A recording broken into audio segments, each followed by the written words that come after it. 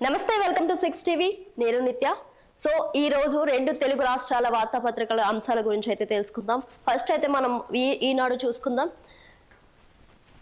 So ఇక్కడ దేశంలో Microsoft పెట్టుబడులు 1.58 లక్షల కోట్లు సో అమెరికా సాంకేతిక దిగ్గజ సంస్థ మైక్రోసాఫ్ట్ మన దేశంలో కొత్తగా 17.5 బిలియన్ డాలర్ల పెట్టుబడులు పెట్టినట్లు సంస్థ ముఖ్య కార్యనిర్వహణాధికారి సత్య నాదెల్లా ప్రకటించారు సో దేశ కృత్రిమ మేధ భావిత్యానికి అవసరమైన మౌలిక వస్తువుల నిర్మాణం నైపుణ్య సామర్థ్యాలను సమకూర్చేందుకు ఇవి ఉపయోగపడతాయని సామాజిక మాధ్యమం ఎక్స్ లో ఆయన తెలిపారు సో ఇక్కడ ఏడాదిలోగా రెవెన్యూ ప్రక్షాళన ఒకే సమస్యపై పదే పదే ఆర్జీలు వస్తే కుదరదు జేసీలకు రెవెన్యూ సమస్యల పరిష్కార బాధ్యత వివాదాస్పద భూముల పరిష్కారం ఆర్జీఓలకు భూమి విలువల్ని మార్కెట్ విలువలతో అప్గ్రేడ్ చేయండి ముఖ్యమంత్రి చంద్రబాబు సో రెవెన్యూ శాఖలో ఒకే సమస్యపై పదే పదే ఆర్జీలు ఎందుకు వస్తున్నాయని సీఎం చంద్రబాబు అధికారులను అయితే ప్రశ్నిస్తున్నారు ఇక నుంచి అయినా పరిస్థితి మారాలని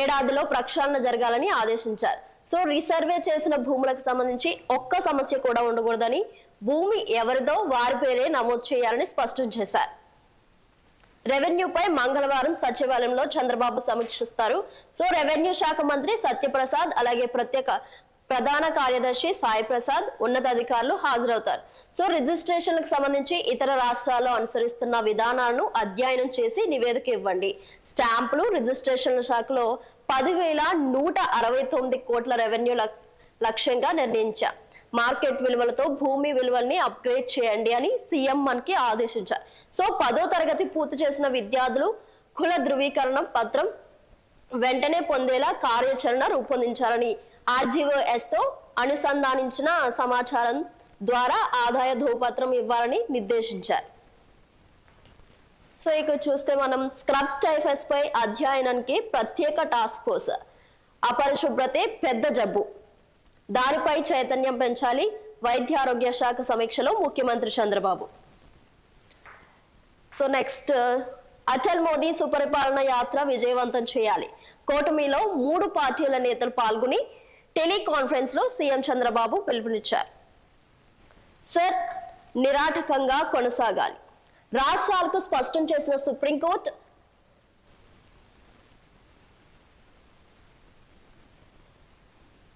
ఓటరు జాబితాల ప్రత్యేక సమగ్ర సవరణ కసరత్తులో పాల్గొంటున్న బూత్ స్థాయి అధికారులు ఇతర అధికారులకు పశ్చిమ బెంగాల్ అలాగే మరికొన్ని రాష్ట్రాల్లో బెదిరింపులు రావడంపై సుప్రీంకోర్టు ఆందోళన వ్యక్తం చేసింది దీనిని గట్టిగా ఎదుర్కోవాలని లేకుంటే అరాచకానికి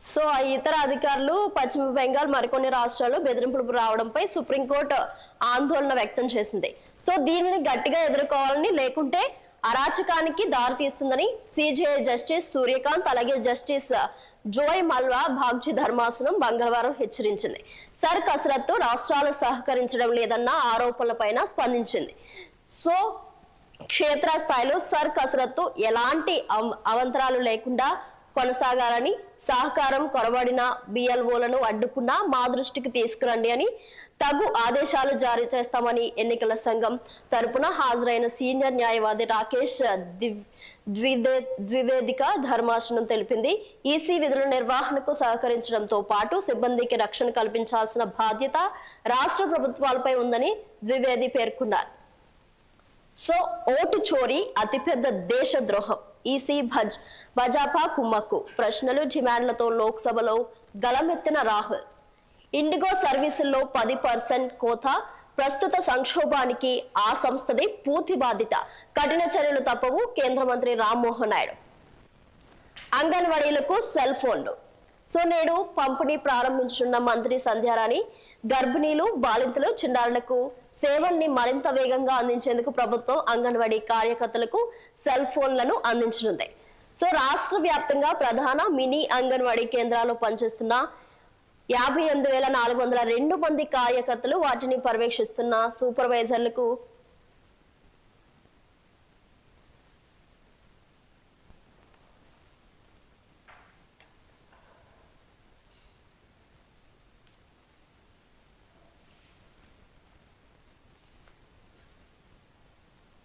సో మనం ఇక్కడ నెక్స్ట్ సాక్షి చూద్దాం.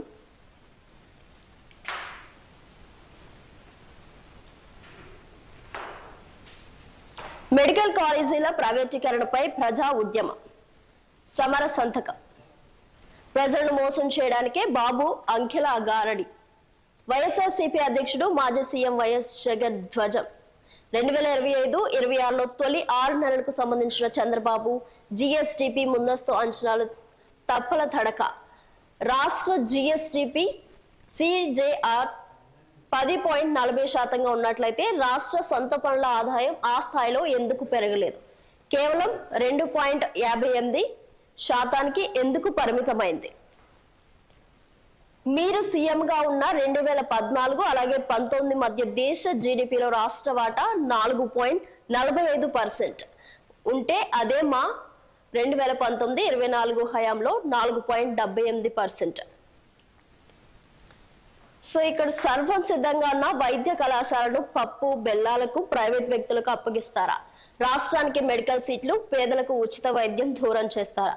కాలేజీ ప్రైవేటీకరణపై పల్లె నుంచి పట్టణం వరకు పెళ్లువెక్కుతున్న వ్యతిరేక కోటి సంతకాల సేకరణకు భారీ స్పందన. తమ బిడ్డల భవిష్యత్తు, వైద్య రంగాన్ని కాపాడుకునేందుకు అన్ని వర్గాల పోరాటం. చంద్రబాబు కుట్రపూరిత విధానాలను నిరసిస్తూ ప్రజా ఉద్యమానికి పిలుపునిచ్చిన మాజీ సీఎం వైఎస్ జగన్. అక్టోబర్ 10న మొదలైన కోటి సంతకాల సేకరణ ఊరు వాడ ఉద్యమ వేడి నవంబర్ 12న నియోజకవర్గం. సో చంద్రబాబు సర్కార్ తీరుపై కోట్ల మంది కన్నెర. అనంతపురంలో సంతకాలు చేస్తున్న విద్యార్థులు అలాగే ప్రజలు. కేంద్రాల్లో వైఎస్ఆర్సీపీ ర్యాలీలో కథం తొక్కిన విద్యార్థులు అలాగే యువత.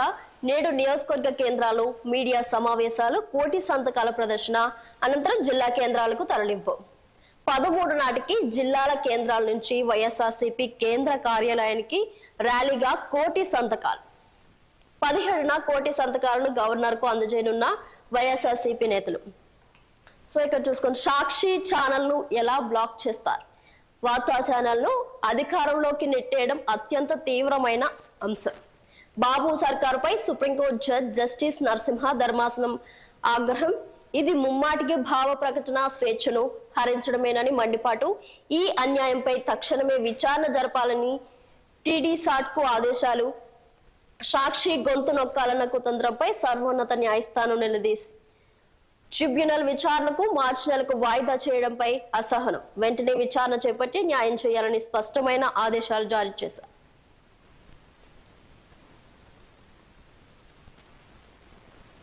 సో ఇక్కడ చూసుకుంటే మనం సాయంత్రం 6 దాటాక 51 లక్షల ఓట్ల. ఏపీ ఎన్నికల చరిత్రలో ఎప్పుడూ ఇలా జరగలేదు. ఈవీఎంలపై ప్రజల్లో అనుమానాలు ఉన్నాయి. బ్యాలెట్ పేపరే శరణ్యం. కౌంటింగ్ రోజున ఈవీఎం బ్యాటరీ ఛార్జింగ్ ఎలా పెరిగింది? లోక్సభలో నిలదీసిన వైఎస్ఆర్సీపీ ఎంపీ మిథున్ రెడ్డి.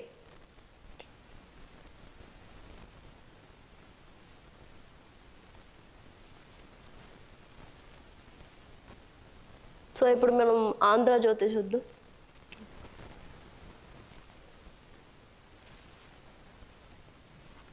పందెంకోళ్లు జరభద్రం, మాయమవుతున్న పుంజలు, అదను చూసి తస్కరిస్తున్న చోరీలు, లబోదిబోమంటున్న పెంపకదారులు. అమెరికా వెళ్ళినప్పుడు ఏదైనా వీధిలో గట్టిగా తెలుగులో మాట్లాడండి, వెంటనే ఎవరో ఒకరు పలుకుతారు. అమెరికాలో ఉన్న ప్రతి నలుగురు భారతీయుల్లో ఒకరు తెలుగువారే అని సీఎం చంద్రబాబు తరచూ చెబుతూ ఉంటారు. ఒక్క అమెరికాలోనే కాదు, ప్రపంచ వ్యాప్తంగా ఏ అభివృద్ధి చెందిన దేశం చూసినా పరిస్థితి అలాగే మారుతుంది. విదేశీ కోసం విద్య కోసం ఏపీ విద్యార్థులు క్యూ కడుతున్నారు. చాలా మంది చదువు అనంతరం అక్కడే ఉద్యోగాలు స్థిరపడుతున్నారు.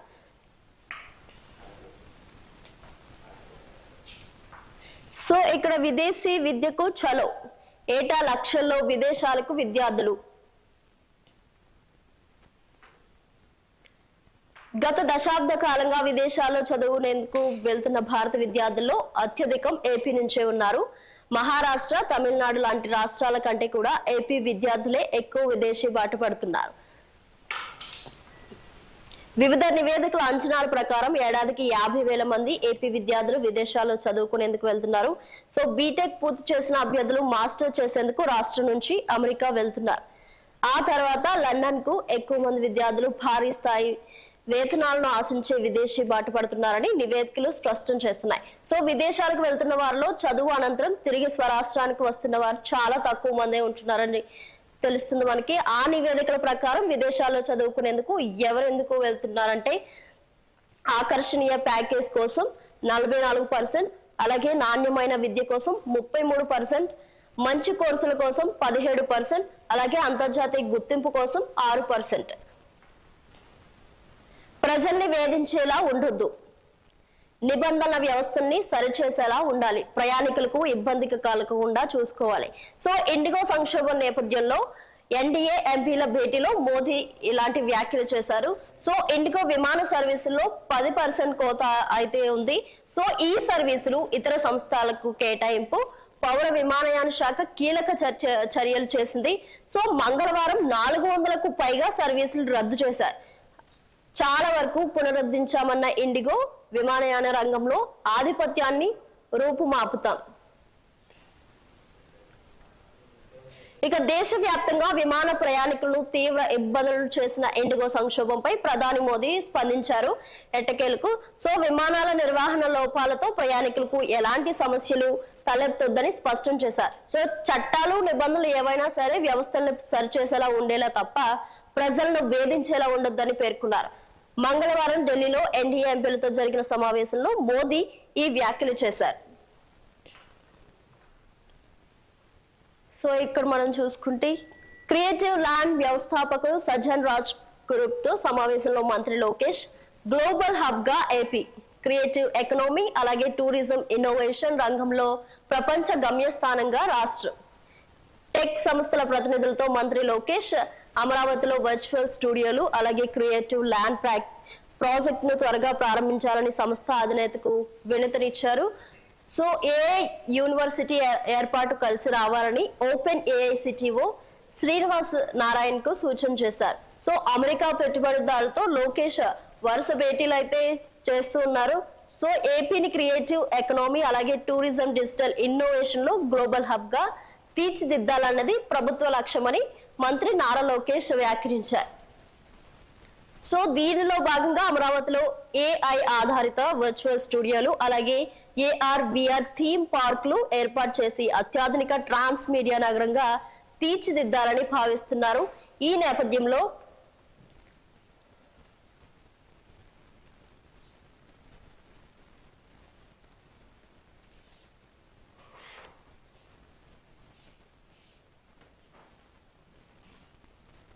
సో ఇక్కడ చూసుకుంటే మనం ఎలాగైనా కొట్టేద్దాం, 300 కోట్ల ప్రభుత్వ ఆస్తిపై వైసీపీ నేతల కన్ను. నంద్యాల విజయ డైరీలో తారాస్థాయికి చేరిన అక్రమాలు, 35 ఎకరాల ఆస్తి అన్యక్రాంతం. వైసీపీ నేతలతో కుమ్మక్కైన ఏపీ సహకార శాఖ అధికారులు ఆ భూములు సర్కారువి కావంటూ సహకార అధికారి లేఖ దుమారం. దీని ఆధారంగా విక్రయానికి పావులు, ఇప్పటికే ఒప్పందాలు. టీడీపీ నేతలు ప్రభుత్వానికి ఫిర్యాదుల వెల్లువ.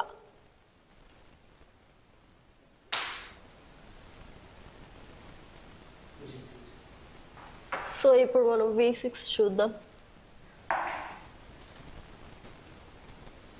విద్యుత్ రంగం పవర్ఫుల్. పవర్ ఫైనాన్స్ కార్పొరేషన్ అలాగే విద్యుత్ ప్రాజెక్టుల కోసం 50,000 కోట్ల భారీ పెట్టుబడి పెట్టారు. సో డేటా సెంటర్ల హబ్ గా తెలంగాణ ఇన్ఫ్రాకి డీసీ పార్క్ 150 ఎకరాల్లో 1 గిగావాట్ డేటా పార్క్ కోసం 70,000 కోట్ల పెట్టుబడి పెట్టారు. సో ఫార్మా లైఫ్ సైన్స్ విస్తరణ, టీకాలు పరిశోధన అభివృద్ధి కోసం 3,500 కోట్లు. ఇక చూసుకుంటే మనం ఫుడ్ ప్రాసెసింగ్ అగ్రి రంగానికి బాసట. ఆహార వ్యవసాయ పరిశోధన కోసం 2,000 కోట్లు, బయో ఉత్పేర రకాలకు 200 కోట్లు, పర్యాటకానికి వెన్నుదన్ను. పర్యాటకం రంగంలో మొత్తం 7,045 కోట్ల పెట్టుబడులు రాగా ప్రత్యక్షంగా పరోక్షంగా 40,000 మందికి ఉపాధి లభించుతుంది.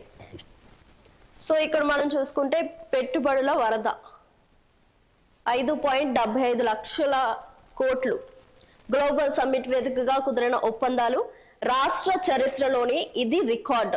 తరలి వచ్చిన దిగ్గజ కంపెనీలు. సో ఇక్కడ మనం చూసుకుంటే 2047 నాటికి పేదరికం లేని రాష్ట్రం.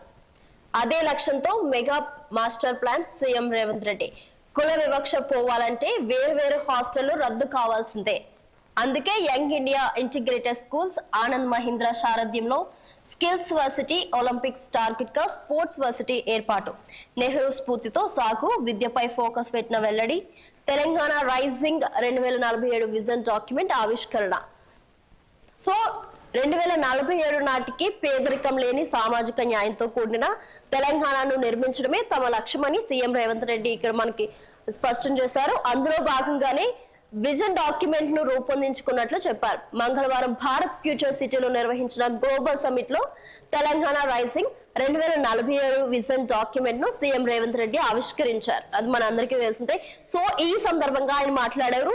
పేదరికం నాకు పర్యాటకం కాదు, అది నా ప్రత్యక్ష అనుభవం. కొందరు నేతలు బెంచ్ కార్లలో వెళ్లి పేదలను పలకరించి పేదరికాన్ని ఒక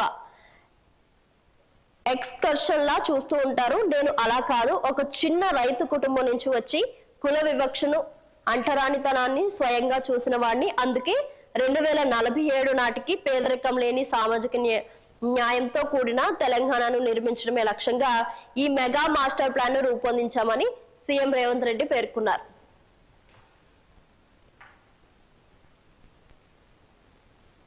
సో సీఎం విజన్ కు ఫిదా అయ్యా. ఈ విజన్ డాక్యుమెంట్ చూసి ఆశ్చర్యపోయా. నేను చూసిన అత్యంత ఆశాహమైన ప్రజా కేంద్రంగా రూపొందించిన విజన్ డాక్యుమెంట్లలో ఇదొకటి.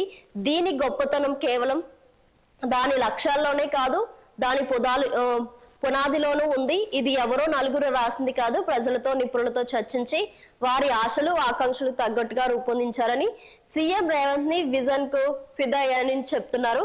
ఎవరు? ఆనంద్ మహీంద్రా. ఈ స్కీమ్స్ లైఫ్ లైన్స్. రాష్ట్ర ప్రభుత్వం 2 ఏళ్లలో చేపట్టిన సంస్కరణలు, అలాగే పథకాల అద్భుతం. ఉచిత బస్సు ప్రయాణం, రైతు రుణమాఫీ స్కీమ్స్, లైఫ్ లైన్స్, యువతకు ఏఐ, డిజిటల్ లిటరసీలో నైపుణ్యాలు పెంచేందుకు అడోబ్ తరపున ప్రభుత్వంతో కలిసి పనిచేస్తా. తెలంగాణను $3 ట్రిలియన్ ఎకనామీగా తీర్చిదిద్దడం సాధ్యమే. తెలంగాణ అన్బీటబుల్, తెలంగాణ అన్స్టాపబుల్ అని సీఎం అన్నారు. సో అన్బీటబుల్ $3 ట్రిలియన్ ఎకనామీని చేరుకోవాలంటే ఏటా 8.9% వృద్ధి సాధించాలి. వచ్చే 10 ఏళ్లలో తెలంగాణ ప్రపంచ దేశాలకి మోడల్ గా నిలుస్తుందని. ఒకప్పుడు తెలంగాణ అంటే పేదరికం, ఇప్పుడు అభివృద్ధి అని దువ్వూరి సుబ్బారావు ఆర్బీఐ మాజీ గవర్నర్ చెప్తున్నారు. సో ఇక్కడ చూసుకుంటే ఈసీని కబ్జా పెట్టారు. అన్ని వ్యవస్థల్ని ఆర్ఎస్ఎస్ గుప్పిట పెట్టుకుంటుంది. రాహుల్ ఈ వ్యాఖ్యలు అయితే చేశారు. ఈసీ నియామకాలను మోదీ, అమిత్ షా ఎందుకు డిసైడ్ చేయాలి? ఆ ప్యానెల్ నుంచి సిజేఐని ఎందుకు తప్పించారు? ఎన్నికల కమిషనర్లను శిక్షించకుండా ఉండేలా చట్టాన్ని ఎందుకు మార్చారు? సీసీటీవీ ఫుటేజ్ ని డిలీట్ చేసేలా నిబంధనలు ఎందుకు మార్చారు అని లోక్సభలో నిలదీశారు ప్రతిపక్ష నేత రాహుల్ గాంధీ. సో కేంద్రంలోని బీజేపీ సర్కార్ ఎన్నికల కమిషన్ ను కబ్జా పెట్టిందని లోక్సభ ప్రతిపక్ష నేత రాహుల్ గాంధీ ఫైర్ అయ్యారు. సో బీజేపీ ఈసీ కుమ్మక్కే ఓట్ల చోరీకి పాల్పడుతున్నాయని, దేశంలో ఓట్ల చోరీ కంటే యాంటీ నేషనల్ పని ఏముందని ప్రశ్నించారు. సో యూనివర్సిటీలతో పాటు సిబిఐ, ఈడీ, అలాగే ఈసీ వంటి అన్ని వ్యవస్థల్ని రాష్ట్రీయ స్వయం సేవక సంఘం తన గుప్పెట్లోకి తీసుకుంటుందని ఆరోపించారు. సో మంగళవారం మధ్యాహ్నం లోక్సభలో ఎన్నికల సంస్కరణపై జరిగిన చర్చలో ఆయన ఇలా మాట్లాడారు. సో రాష్ట్రం గజ 20 జిల్లాల్లో సింగిల్ డిజిట్ టెంపరేచర్లు, భారీగా పడిపోయిన రాత్రి ఉష్ణోగ్రతలు. 4 జిల్లాల్లో 6 డిగ్రీల మేర నమోదు. అత్యల్పంగా కుమ్రంభీం, ఆసిఫాబాద్ జిల్లాలో 6.1 డిగ్రీలు రికార్డ్. అలాగే ఆదిలాబాద్, సంగారెడ్డి, వికారాబాద్ జిల్లాల్లోనూ ఇదే పరిస్థితి. సో మరో 3-4 రోజులు చలి మరింత తీవ్రమవుతుందని అధికారులు వెల్లడించారు. సో చలితో రాష్ట్రం గజగజ వణుకుతుంది. ఫస్ట్ వేవ్ తో పోలిస్తే సెకండ్ వేవ్ లో తీవ్రత చాలా ఎక్కువగా ఉందని తెలుస్తుంది మనకి. సో దాదాపు అన్ని జిల్లాల్లోనూ ఇదే పరిస్థితి నెలకొంది. సాయంత్రం 6 గంటల నుంచి మొదలవుతున్న చలి మిట్ట మధ్యాహ్నం 12 గంటల వరకు వదలడం లేదు. సో సోమవారం రాత్రి 20 జిల్లాల్లో రాత్రి ఉష్ణోగ్రతలు సింగిల్ డిజిట్ తో నమోదయ్యంటే చలి ప్రభావం ఎంత తీవ్రంగా ఉందో అర్థం చేసుకోవచ్చు మనం. సో ఈ ఏడాదిలోనే రికార్డు స్థాయిలో అత్యల్ప ఉష్ణోగ్రతలు నమోదయ్యాయి. మిగతా జిల్లాలను కనిష్ట ఉష్ణోగ్రతలు 10 డిగ్రీల నుంచి 12.6 డిగ్రీల మధ్య నమోదవడం గమనార్హం. సో ఇక్కడ మనం చూసుకుంటే ముగిసిన తొలి విడత ప్రచారం 3836 సర్పంచ్ 27,960 వార్డ్ స్థానాలకు పోలింగ్. ఒక్కొక్క సర్పంచ్ స్థానానికి సగటున బరిలో 6. సైలెంట్ ఆపరేషన్ షురూ చేసిన అభ్యర్థులు. ముగిసిన 3వ విడత నామినేషన్ల ఉపసంహరణ. అభ్యర్థులకు గుర్తుల కేటాయింపు.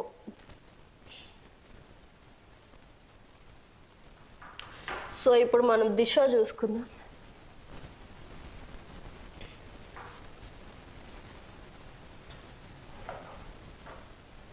మార్చ్ 14 నుంచి 10 పరీక్షలు.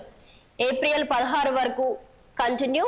ప్రతి ఎగ్జామ్ కు 3 రోజుల గ్యాప్. షెడ్యూల్ విడుదల చేసిన SSC board, regular, private, open school అలాగే వొకేషనల్ అభ్యర్థులందరికీ ఇదే షెడ్యూల్. సో 10వ తరగతి పరీక్షల షెడ్యూల్ ను సెకండరీ బోర్డ్ ఆఫ్ ఎడ్యుకేషన్ మంగళవారం విడుదల చేసింది. వచ్చే ఏడాది మార్చి 14 నుంచి ఏప్రిల్ 16 వరకు కంటిన్యూ అని మనకు చెప్తూ ఉన్నారు. సో ఎడ్యుకేషన్ అధికారులు ఒక ప్రకటనలో ఇలా పేర్కొన్నారు. ప్రతి పరీక్షకు 3 రోజులు గ్యాప్ ఉంటుందని వెల్లడించారు. 2025-2026 విద్యా సంవత్సరానికి సంబంధించి regular, compartmental, private, open school, vocational అభ్యర్థులందరికీ ఇదే టైం టేబుల్ వర్తిస్తుందని చెప్తున్నారు. సో దుమ్ము లేపిన టీమిండియా తొలి T20లో దక్షిణాఫ్రికాపై గ్రాండ్ విక్టరీ. 101 పరుగుల తేడాతో విజయం. హాఫ్ సెంచరీతో అందుకున్న హార్దిక్ పాండ్యా రఫాడించిన భారత బౌలర్లు. 74 పరుగులకే ప్రత్యర్థి ఆల్అౌట్.